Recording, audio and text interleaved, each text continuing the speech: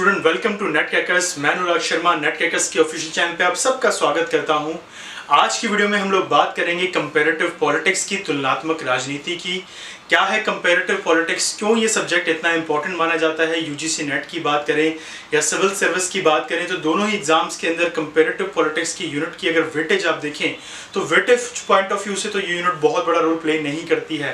But apart from this अगर मैं बात करूँ नॉलेज की, कॉन्सेप्ट की, तो उस पॉइंट ऑफ व्यू से कंपैरेटिव पॉलिटिक्स बहुत कंफ्यूजिंग भी है और बहुत ज़्यादा इंटरेस्टिंग भी है।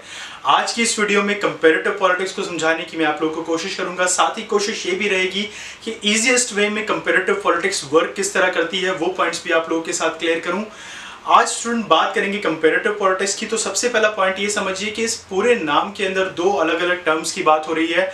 एक तरफ हम बात कर रहे हैं कंपैरिजन की, जबकि किसी भी चीज़ के बीच में हो सकती है।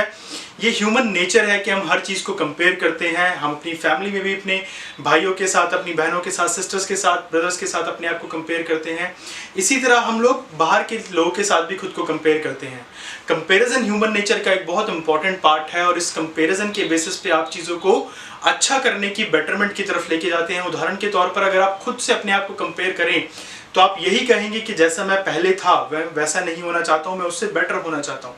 ठीक है, अगर आप कंपैरिजन किसी और से करेंगे तो यू ऑलवेज ट्राई कि मैं उससे बेटर हूँ, चाहे वो मेरी स्टडी हो, मेरी जॉब हो या लाइफ हो, किसी भी चीज़ में। तो कंपैरिजन हमेशा अपलिफ्टमेंट के लिए होती है, बेटरमेंट के लिए होती है। और जब पॉलिटिकल थिंकर्स ने कोशिश की कि इस कंपैरिजन को पॉलिटिकल सिस्टम्स के साथ अटैच किया जाए तो जो यूनिट हमारे सामने आई वो कहलाई कंपैरेटिव पॉलिटिक्स। यूँ तो कंपैरेटिव पॉलिटिक्स के बारे में बात करने वाले बहुत सारे थिंकर हैं, चाहे हम लोग बात करें एरिस्टोटल की, जिनको कंपैरेटिव पॉलिटिक्स के पिता के तौर पर जाना जाता है। उसके बाद मैकियावेली आए, मॉन्टेस्क्यू आए, टोकोवेल आए। समय के साथ साथ नई नई जनरेशन में थिंकर्स आते रहे। डेविड एप्टर, डेविड ईस्टन आए, रॉबर्ट डहल आए, जीन बुडनेल आए, लॉसवेल आए। सब ने अलग अलग समय में अलग अलग कॉन्सेप्ट्स के साथ कंपैरेटिव पॉलिटिक्स किस तरह से एस्टैब्लिश है और किस तरह से वर्क करती है उस चीज़ को समझाने की कोशिश करी। बट हम लोग इसको आज बड़े सिंपल तरीके से समझने की कोशिश करते हैं, स्पेशली उन बच्चों के लिए जो कंपैरेटिव पॉलिटिक्स के क्वेश्चंस तक को समझ नहीं पाते हैं कि क्वेश्चन पूछा कहाँ से गया है, किस एक पर्टिकुलर एरिया से है।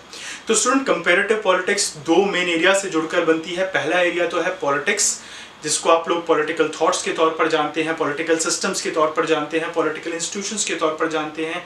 यहाँ पर आप गवर्नमेंट की बात करते हैं, पॉलिटिकल रिजीम्स की बात करते हैं, कॉन्स्टिट्यूशन की बात करते हैं, पब्लिक एडमिनिस्ट्रेशन की बात करते हैं।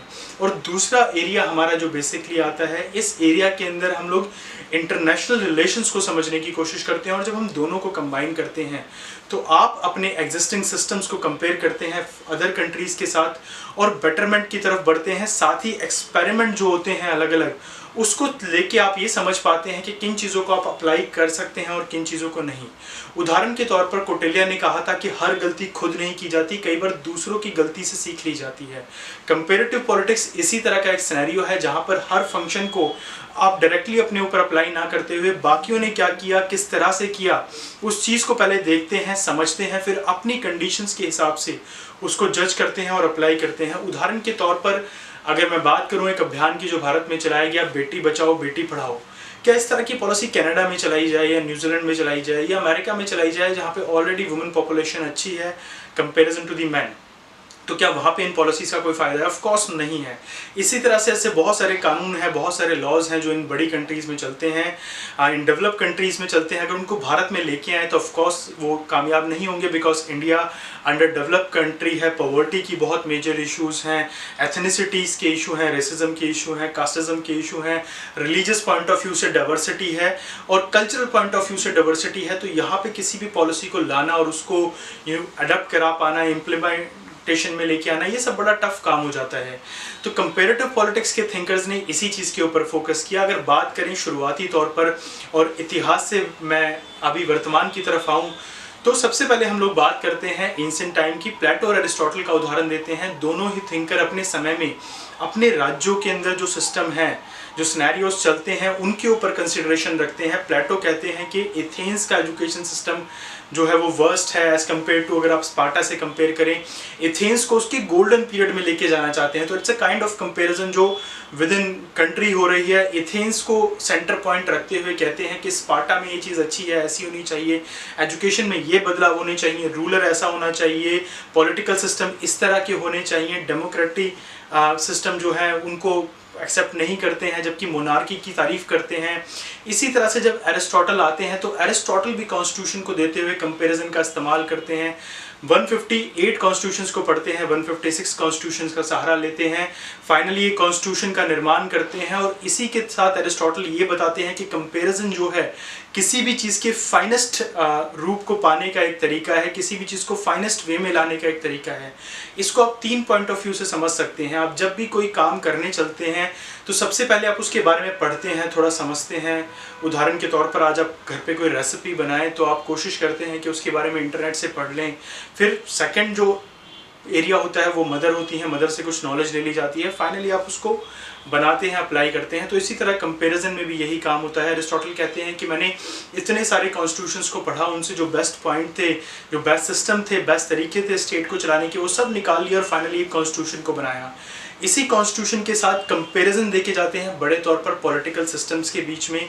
कहते हैं मोनार्की क्या है, किस तरह से वर्क करती है, ओलिगार्ची क्या है, इस तरह के सिस्टम्स को समझाते हैं। डिक्टेटरशिप ऑल्दो उस समय में उस तरह से नहीं चला करती थी, बट डिक्टेटरशिप अलग अलग फॉर्म में थी। अगर मैं उस समय की बात करूं, डेमोक्रेटिक सिस्टम को क्रिटिसाइज करते हैं, कॉन्स्टिट्यूशनल डेमोक्रेसी का एक राइट पॉइंट रख के जाते हैं कि ये डेमोक्रेटिक मॉडल अच्छे हो सकते हैं। इसी तरह से रेवोल्यूशंस को लेके भी बात करते हैं। कहते हैं कि अगर पॉलिटिकल सिस्टम्स ठीक से नहीं चल रहे तो रेवोल्यूशन की डिमांड हो सकती है। तो जब एरिस्टोटल और प्लेटो इस तरह के विचार रखते हैं तो ये कंपैरिजन की नींव है, कंपैरिजन का बेस है जो ये लोग स्टार्ट करके जाते हैं। आगे मैकियावेली आते हैं, हॉब्स आते हैं, लॉक आते हैं, सोशल कॉन्ट्रैक्ट थ्योरी हमारे सामने आती है, हिस्टोरिकल पॉइंट ऑफ व्यू से कंपैरिजन होती है, स्टेट के अंदर नए लॉज की बात होती है, नई चीज़ें डेवलप होती हैं, समय के साथ साथ चीज़ें बदलती रहती हैं। कार्ल मार्क्स जैसे थिंकर आते हैं, स्टेट के ऊपर स्टेटलेस सोसाइटी को बना के जाते हैं, base structure, super structure, economical structure की बात करते हैं और यहाँ पर कंपैरिजन करके जाते हैं बिटवीन 2 क्लासेस, बिटवीन 2 सिस्टम्स, और कहते हैं कि इस कंपैरिजन के बेसिस पे मैं ये कह सकता हूँ कि एग्जिस्टिंग सिस्टम होना ही नहीं चाहिए, इसको हटा दीजिए। तो स्टूडेंट, इस तरह से बदलावों की एक चेन स्टार्ट होती है जो आज तक चलती आई है, चाहे वो पॉलिटिकल रिजीम्स को लेकर हो, चाहे वो पॉलिटिकल गवर्नमेंट्स को लेकर हो, सिस्टम्स को लेकर हो, कॉन्स्टिट्यूशंस को लेकर हो, या बाकी सारे अलग अलग एक्सपेक्ट जो कि एक गवर्नमेंट से जुड़े होते हैं। इन शॉर्ट, अगर हम लोग कंपैरेटिव पॉलिटिक्स को बड़े तौर पर समझें तो ये यूनिट सिर्फ और सिर्फ एक फाइनेस्ट वे को समझाती है जिससे कोई स्टेट गवर्नमेंट, कोई स्टेट अपने पॉलिटिकल सिस्टम्स को सही ढंग से चला सकता है। अब यहाँ पर बड़े बदलावों का एक कारण जब हम लोग समझते हैं तो हम कंपैरेटिव पॉलिटिक्स की इनिशियल स्टेज को समझते हैं और उसके बाद जो बड़े बदलाव इसमें आए उसको समझते हैं। उदाहरण के तौर पर अगर मैं 1950 से पहले की बात करूँ तो हम लोगों ने यूरोप के अंदर जो एक ऐसा पीरियड था, अनस्टेबिलिटी का एक समय चला जब गवर्नमेंट्स टूटी, डिक्टेटरशिप आई, हिटलर की नाजी पार्टी थी, मुसोलिनी थे, स्टालिन जैसे लीडर आए, तो किस तरह से चीज़ें बदली, किस तरह से गवर्नमेंटल सिस्टम्स में बड़े चेंज आए, नाजिज्म आई, फासिस्ट आइडिया किस तरह से प्रबल हो गए सिस्टम के अंदर। इन सब चीज़ों ने कंपैरेटिव पॉलिटिक्स को एक न्यू डायमेंशन दिया, एक नई तरीके से सोचने का एक अवसर प्रदान किया। और सबसे बड़ा बदलाव तब आया जब वर्ल्ड वॉर 2 खत्म होती है।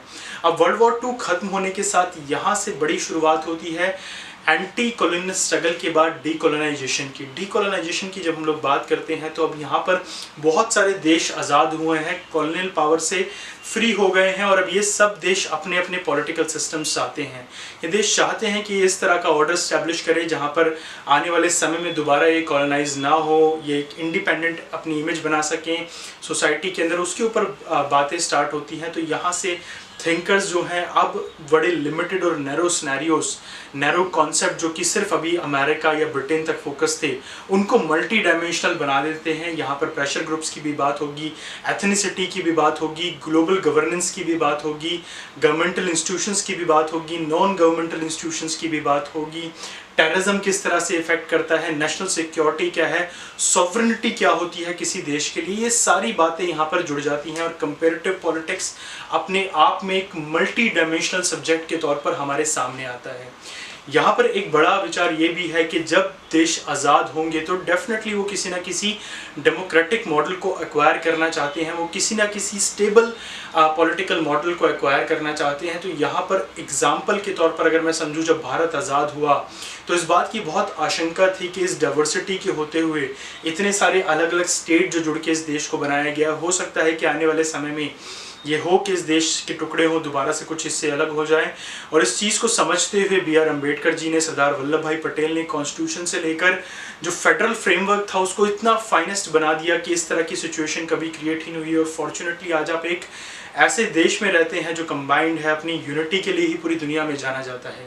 तो ये एक फाइनेस्ट एग्जांपल है कंपैरिजन का। जबकि अगर मैं बात करूं अपने पड़ोसी देशों की, तो वहाँ पर कंपैरिजन शायद करी नहीं गई, तभी पाकिस्तान के अंदर भी इतने पॉलिटिकल चेंजेस हमें देखने को मिले, बांग्लादेश के अंदर, नेपाल की अगर मैं बात करूं, श्रीलंका की अगर मैं बात करूं, चाइना तो हमारे आगे सबसे बड़ा एग्जाम्पल है जहाँ पर 1949 तक पॉलिटिकल चेंजेस आते रहे। और आज के समय में भी कम्युनिज्म जो है बहुत ज़्यादा चैलेंज्ड है within the country and outside from the country. हर जगह से चैलेंजेस चाइना को झेलने पड़ते हैं। तो कंपैरिजन ने इसी एक बड़ी तौर पर सिचुएशन को जो है सामने रखा। तो सुन, ये था एक ओवरव्यू कंपैरेटिव पॉलिटिक्स का। अब इस सब्जेक्ट के अंदर आते हैं और इस सब्जेक्ट से जुड़े पॉइंट्स को समझने की कोशिश करते हैं कि किन किन चीज़ों के ऊपर कंपैरेटिव पॉलिटिक्स फोकस करती है। देखिए, जैसा कि नाम से ही साबित होता है कि सबसे पहला फोकस तो कंपैरिजन के ऊपर है। और कंपैरिजन की जब बात होगी तो कंपैरेटिव पॉलिटिक्स सिर्फ पॉलिटिकल कंपैरिजन की बात करती है।